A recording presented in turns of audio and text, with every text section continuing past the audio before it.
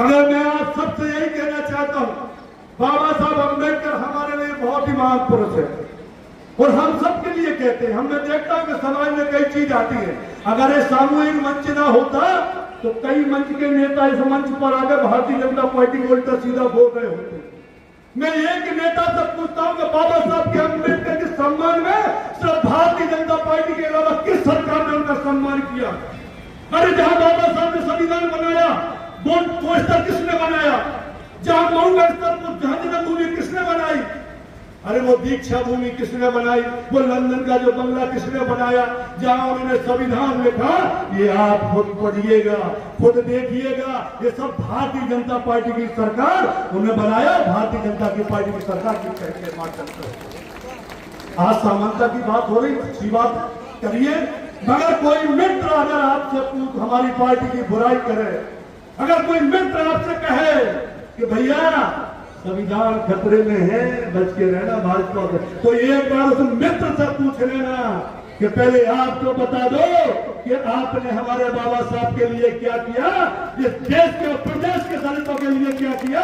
बस उससे इतना जरूर पूछ लेना तो सब बात आपकी समझ में आ जाएगी। देश के प्रधानमंत्री मोदी जी संसद भवन से कहते हैं, मुझे बड़ा गर्व होता है, देश के प्रधानमंत्री मोदी जी कहते हैं कोई माई के अलावा देश का आरक्षण खत्म नहीं कर सकता। देश के प्रधानमंत्री, आज तक किसी भी प्रधानमंत्री ने बात नहीं की। हमारी समाज की क्या स्थिति थी? अरे मैं भी एक अनुसूचित जाति वर्ग के गांव में रहता था, छतरपुर के एक वार्ड में, क्या स्थिति थी हमसे ज्यादा कोई नहीं जानता। हमारी वार्डों में, हमारी बस्तियों में क्या स्थिति थी? उस समय तो भारतीय जनता पार्टी नहीं थी, उस समय तो भारतीय जनता पार्टी की सरकार नहीं थी, फिर भी बात कहां आती है कि बोले भारतीय जनता पार्टी ने किया। अरे मेरे बहनों, मेरे भाइयों, आप एक बार उसका अध्ययन जरूर करें। समय बहुत कम है और कहने के लिए तो बहुत कुछ हो सकता है, बता सकता हूं। मुझे इधर भी पढ़ा है मैंने कि देश के अंदर संविधान जब लागू हुआ 1951-52 में पहली बार चुनाव हुआ और 1954 में भी बाबा साहब भंडारे का जब चुनाव लड़ रहे थे। अरे वो चुनाव किसके लिए लड़ रहे थे? अगर उन्हें अपने लिए लड़ना होता तो मेरी जानता हूं देश में बाबा साहब अम्बेडकर से बड़ा विद्वान इस देश के अंदर कोई दूसरा व्यक्ति था। बाबा साहब से विद्वान कोई दूसरा व्यक्ति नहीं था। मगर अगर बाबा साहब भंडारे में चुनाव लड़ रहे थे तो देश के अनुसूचित जाति वर्ग के लिए, सम्मान के लिए चुनाव लड़ रहे थे। टूटता है अनुसूचित जाति वर्ग समाज का। कौन से वो लोग थे जो उस समय का चुनाव बाबा साहब अम्बेडकर को हराया? क्या उस समय बाबा साहब अम्बेडकर संविधान निर्माता नहीं थे? क्या बाबा साहब उस समय नहीं कुछ करते थे? उस समय भी वो सम्मान की दृष्टि से देख सकते थे लोग बात, मगर कभी नहीं देखा गया। 1994 में भी बाबा साहब अम्बेडकर को षड्यंत्र पूर्वक, बल पूर्वक चुनाव हराने का काम किया। ये बात भी आपको सबको पता होना चाहिए। और मैं कोई ऐसी चीज नहीं बोल रहा हूँ, वो रिकॉर्ड है कि आप यूट्यूब में देख लीजिए, इतिहास में सब चीज देख लीजिए। कोई वैसी चीज नहीं बोल रहा हूँ मैं बनाकर नेता नगरी जैसी मिल, अगर हमारे बाबा साहब को समय भी सम्मान नहीं मिला। मुझे तो बड़ी खुशी होती है कि हमारी सरकार, हमारे मंत्री जी हो, हमारे एक एक नेता हो।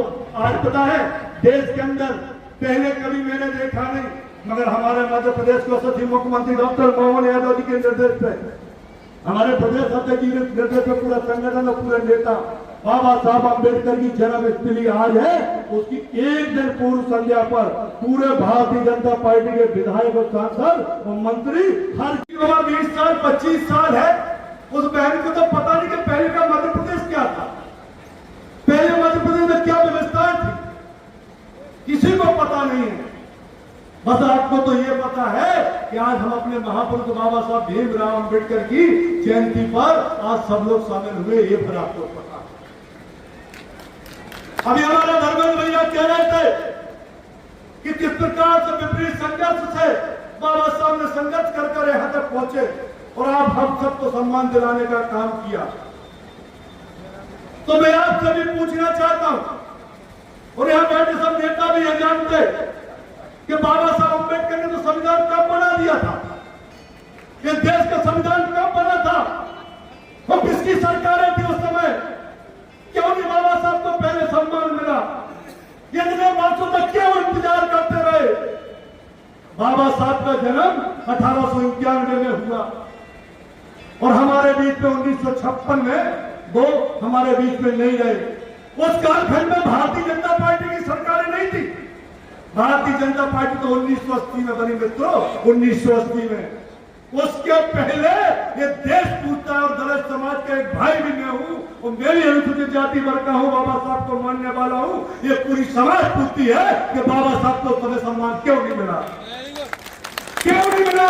आज हमारे कांग्रेस के मित्र भी बहुत अच्छी बात की, पार्टी जी में धन्यवाद देता हूं कि आपने बड़ी आयोजन कराया, कांग्रेस के जिलाध्यक्ष जी भी बैठे हैं। मगर क्या उस समय के कालखंड में बाबा साहब को सम्मान नहीं मिलना चाहिए? 1990 के पहले हम पूरे देश का दलित समाज ये देखता रहा, ये समझता रहा, ये सुनता रहा कि आज नहीं तो कल हमारे बाबा साहब को सम्मान मिलेगा। मगर मित्रों, मुझे कहने में बड़ी शंका होती है, बड़ा लगता है कि मैं क्या कहूं। 1990 के पहले तक बाबा साहब अम्बेडकर की प्रतिमा देश की संसद में तक नहीं लगी थी। ये बड़ा दुर्भाग्य है देश के अंदर। 90 के पहले किसकी सरकारें थी, कौन था प्रधानमंत्री, ये सवाल हम सबके बीच में आता है। क्यों नहीं? क्या बाबा साहब ने पहले संविधान नहीं बनाया था? क्या वो संविधान निर्माता नहीं थे? बाबा साहब देश की धरोहर थे, देश के संविधान निर्माता थे। बाबा साहब को सम्मान मिलना चाहिए था, मगर देश की संसद में 1990 के पहले उनको उनकी प्रतिमा तक संसद भवन में नहीं लगाई। ये स्थिति थी देश के अंदर। अरे आपने भारत रत्न लिया, कांग्रेस के नेताओं ने लिया, धन्यवाद, मुझे कोई मतलब नहीं। मैं किसी की आलोचना नहीं करना चाहता, मित्र भी बैठे हैं हमारे कांग्रेस के, मैं नहीं कहना चाहता हूं किसी की आलोचना करना। अरे आपने अपनी सरकार में भारत रत्न ले लिया, ले लीजिए साहब, सबको दिया दीजिए, मगर आप खुद बताइए, देश का दलित पूछता है, अनुसूचित जाति वर्ग का व्यक्ति पूछता है कि 1990 से पहले इस भारत देश के अंदर भारत रत्न बाबा साहब अम्बेडकर को क्यों नहीं मिला, क्यों नहीं मिला? क्या पहले भारत में